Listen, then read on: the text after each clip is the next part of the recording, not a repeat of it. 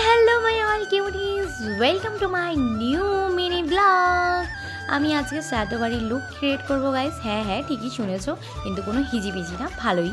তারপরে আমি আবার যেটা আমি মুখে কিছু না দিলে হয়, তো আমি আমার ফেভারিট যেটা হচ্ছে পন্ডসের ক্রিম, যেটা আমি সব সময় ইউজ করে থাকি।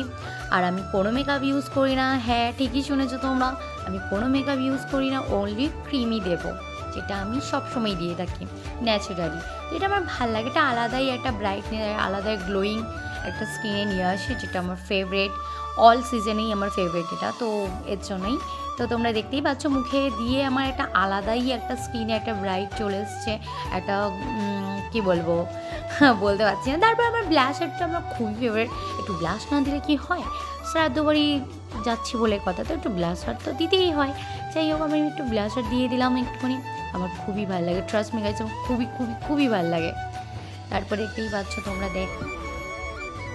এই দেখো। তারপরে হচ্ছে এটা আমার হচ্ছে লিপ বাম, যেটা আমার খুব ফেভারিট। এটা একটা আলাদাই একটা হচ্ছে কালার নিয়ে আসে, ঠোঁটটা একদম পুরো পিঙ্ক পিঙ্ক শেপের মতন হয়ে যাবে, সেটা আমার ভালো লাগে। একটু নর্মালের মধ্যে সিম্পলের মধ্যেই ভাই আমি একটু সাজছি শ্রাদ্ধ বাড়ির লুকে, তাও তো আমি ডিপ কোনো কালার ইউজ করিনি। তারপরে একটু টিপ না দিলে হয়, তো তারপরে আমি একটু হালকা করে একটুখানি টিপ দিয়ে দিলাম, পরে নিলাম। যাই হোক, তো ভুলচোক হয়ে গেলে মাফ করে দিও। তারপর আমি রেডি হয়ে একটু কায়দা মেরে, আমি তো ভাই রেডি হয়ে গেছিলাম, কিন্তু এইদিকে আমার ফ্যামিলি মেম্বারের সবাই, আমার মা, আমার ঠাম্মা এখানে চুল আঁচড়াতেই ব্যস্ত, আর এইদিকে এদের তামসা থেকে আমার বাবা ঘুমিয়েই গেল।